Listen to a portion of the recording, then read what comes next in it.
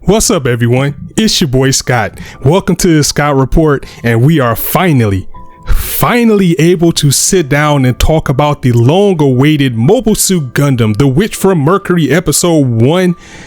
And it goes without saying, I was going to enjoy this series, but for our first episode, and we saw this with the prologue, I just didn't expect to like this so much. I mean, I've been grinning from ear to ear since the episode went off because it's bringing a different feel to Gundam that I'm going to get to. It's with Gundam, you know, it's war. You expect to be hype. You expect, you know, things to happen. But for Gundam to have this type of feel was definitely something that I just really didn't expect. So without further ado, let's go ahead and just call this series what you're gonna see online. This is Mobile Suit Utena. This is exactly what it is. It's so many vibes from Mobile Suit. Now see, I'm already saying it. There's so many vibes from Revolutionary Girl Utena in this series that it's a breath of fresh air, that's for sure. So if Gundam was trying to make a statement with this series, they definitely knocked it out the park. The fact that this series straight up gave us a Yuri ship in the first episode, I mean, this is groundbreaking. This is two things that they've hit with this series already.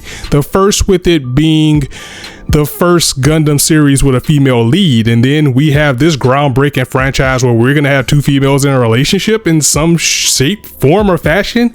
They're hitting the marks, and they did it in a way that's very good, and it's good for the franchise. It's good for everybody. So for them to build this type of relationship so quick, and with it being in a school setting with rank and royalty and etc., it's Utena. That's exactly what it felt like. This episode felt like I was watching the first episode of Utena again, and fans are gonna be all over that when we see Yuri straight up get labeled my groom by the secondary main character, I guess we can call her, instead of a rival, Miorin, or however, I think it's Miorin. I think that's the correct pronunciation. I'll have to go to it again. I had to watch the episode twice because the Crunchyroll subs were horrible, and then they fixed them, and then I had to come back later. But I believe I'm pronouncing it correct with Miorin. The episode is also called The Witch and the Bride. I mean, it's right there, and the attraction and the fascination between Yuri, who I'm also gonna call, even though she's going in a series by Suletta. I'm gonna call her Yuri because we watched the prologue. We know her name is Yuri. So Yuri and Miorin is right there from the jump. Again, I'm pretty sure fans are gonna go crazy, and if it's gonna get more eyes on Gundam, then I'm all for it. This, again, it's going to be very interesting to experience Gundam in this school setting because we're going to start getting attached to these characters who will eventually be taken from us once the war starts. And once that heats up, oh boy, I mean, that's Gundam. That's just the way it is. And initially, I was worried when I first got word of this series coming out and what the plot was going to be about. I thought it was going to be too, I thought it was going to be too light. Well, the prologue and some things, episode 1 definitely knocked that fear out the park. So let's just dive into it because it's been long enough. So it's staying on the big topic, which everyone's going to be talking about, and just how wholesome it was, and just how shocking and surprising and just fun it was when Yuri was like, but I'm a girl, and Miorin was like, yeah, and that's how we get down on this planet. I like you, I want you, you're gonna be my groom. I was just like, wow, claimed. I mean, in the first episode too, without them even beating around the bush or stretching it out or doing any type of build up. I think if anything, it's just going to be more of a closeness that's going to be between the two, because right now Yuri's a small town girl and she's just looking like, what's going on right now? But also, this leads back to what I said earlier. When the bodies start to drop in this series, when we start to care about them, this series is gonna hurt. I'm telling you. And will it be Tomino levels of hurt when even Yuri won't be safe? That we'll have to see. But for now, you know, all seems like it's just a pretty fun school setting with some undertones. The prologue already revealed to us that Suletta isn't her real name again. In fact, just like I said at the top of the episode, I know I'm repeating myself, I'm just going to call her Yuri. I might slip up and call her Suletta sometimes, bear with me. Most of the time, I'm probably going to call her Yuri because we know the truth. For now, we just know that Yuri was sent to the academy by her mother to have a better life. So with her being at this school with another identity to hide who she is, the part kind of reminds me in some senses of like Setsuna from Gundam 00, where except there he was like more blatantly a Gundam pilot, but we have Yuri who was just trying to blend into society. We have her trying to blend into being in a school setting.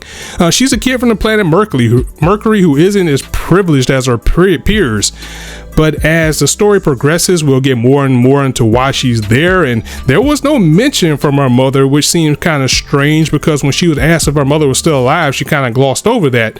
But something I did notice is that Yuri is the daughter of the man who issued the order back in the prologue on the attack when Yuri's father was killed. So this is going to be really interesting once the truth starts to come out. Also, we find that it looks like Yuri hates her life and she was trying to actually escape to Earth. Again, there's the undertones of the war. You know, it's going to be something between Earth and where we are in this academy. And when it builds up, I just can't warn you guys enough. I mean, for first time watchers who are just watching Gundam for the first time, this series is going to get real. It's going to get real really quick. I mean, but back to the matter at hand, Yuri, or Suletta, or whatever we're gonna call her, she enters this school and it's a whole new world for her to see. As you know, this is the usual new kids on the block backstory, except here she is surrounded by those who are privileged and of higher class, and her being from Mercury is almost like a spectacle. Like, how did you even get here? Of course, there's social class bullying with people making fun of her, you know, the way she is, the way she talks, the way she dresses and things like that.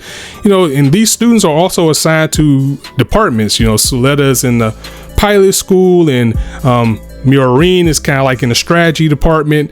There's the mechanic department and all others. And again, this is probably just training for war. Just gonna keep throwing that out there. I'm telling you, Yuri as a character, though, she is really just in awe of everything around her, and she's not really aware of the social cues and that people are making fun of her or whatnot. But she has that sense of justice, where she knows right from wrong, no matter how it is, no matter how it's dressed up. If people are being mean or people are acting like a jerk, she's gonna call you out for being a jerk. And we see that firsthand with Yuri, is set to be married to this jackass by the name of Duel, and it appears they are arranged due to her actually losing a duel to him. Well, that and family power and politics and play and all that stuff as usual. It's a rule at the school, and the more privileged no doubt have the more influence on these type of decisions being made, especially if their parents are in certain positions of power. And it's a group in the background called the Benneret group, who has control over everything. It looks like these people are the spearheads and the figureheads of everything that's going on in this world, or at least where we are in this setting with this academy. And Yuri's father is actually the head honcho, and we've seen this guy before. This was the guy once again. He was the guy from the prologue who was giving a speech at the end. However, as we can see, Yuri is not someone who likes having her fate chosen for her, and she wants to go her own path, hence her choosing Yuri as her groom at the end instead. In an attempt to do what's right and protect the honor of Yuri, when this complete jackass Duel was, you know, kind of berating Yuri and saying, you know, you lost this duel to me, you have to do what I say, you know, it's the rules, my father, blah blah blah blah blah. Yuri kind of stepped in and challenged Duel to a fight and defended her honor once again, and gave this guy the slap that's going to be heard around the world, saying, don't you have any manners? What are you doing? And it was also cute because she was kind of stuttering, was kind of shy about it. But again, it's just that sense of her knowing right from wrong and doing what's right. So finding out that the rules is to duel, she went ahead and decided to duel Duel in this. And Yuri didn't have control of the suit though, because once the duel came around, we found out that actually it was Yuri who had took like her ID or something. I gotta have to look at it again, but either way, she had some way to access the Ariel, which is going to be the main Gundam, which I absolutely love already, which I'll get to in a minute. But she actually accessed the Arrow and got into this duel with Duel. And then she loses. She basically loses because she doesn't know how to control this. She's in a different division. She's kind of like in the management side, so she's going to be more of a strategist, while the Ariel is probably built more for a pilot, which we see that Yuri is in the pilot program. So she loses, but Yuri takes control of the suit, and as we know, she is very capable from the prologue and wins in outstanding fashion, thus winning the affection of Yuri and being deemed her groom. I mean, this is going to be the part that everyone's going to be talking about in this first episode, is just how groundbreaking this was, how fun it was, and how well it was done. That and defended her honor from, you know, Duel with a spank her around the world. Like I said, this is going to be the proclamation or the proposal heard around the world. This guy deserved it. He was a fucking tool, so he got his just desserts. But I also like the purpose of how the V-blades on top of the head of the Gundams that we all know and love. I like how they're used in this series. It's not just for show. Victory is won by actually breaking them off, so now those V-points that we have at the head actually serves a purpose. Eri also has a strong connection to the aerial as well. I'm really interested in seeing if we'll also grow to love this robot, this Gundam, as a suit and more than just a weapon. Like maybe she talks to it, maybe it has a personality. I'm pretty sure seeing the life that Eri had before all of this many years ago when she was a child is drastically different than what she had now. So perhaps this suit has some type of significance to her.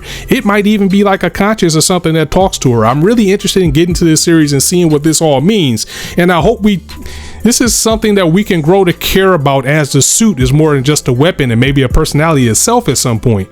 And mirroring, she, in a sense, she marks Eri after winning a duel with the symbol of her supposed fiance had, which is the symbol of the holder, the strongest pilot, thus making Eri the #1 pilot and her groom to be. And this is why Eri's suit is now white versus the gray, what we saw in the visuals for the early parts of the series, is because now she has a title as the strongest pilot in this academy. She's, for all intents and purposes, the head honcho now, even though she was just standing up for herself and doing what was right. Now she has a lot of eyes on her because she basically is not only branded as like a groom of someone who probably also has very high power, well, not even probably, because who Marine's father is, but now she also has that title of being a person that everybody's gonna have to take down. So that's gonna be interesting. Again, this is very Revolutionary Girl Utena, with how these duels are taking place between world families and higher ups like that, and also how they go about it too. Like, you know, the duel is just dueling. The dueling committee is just like commence. If you got a problem with someone, duel them, and if you don't like what they have to say, then go ahead, fight it out. We'll allow it. Duel them. It's all good. All of this is leading up to war. I just want to keep throwing that out there again. I know it's annoying, but I just want to warn you guys that this could very well get dark. And I mean, there's also the undertones. There was like really a casual assassination attempt on Delling, who is Muriel's father in this one, after someone lost like their funding or their permissions to power. So he was like, well, if I kill this guy, then I don't have to follow those rules. So as we get all this happiness, you can kind of see the darkness slowly sleeping in of what's going to really happen in this series. So the romance is there, the political strife is there, and the fights are here. Oh my god, that fight was so good.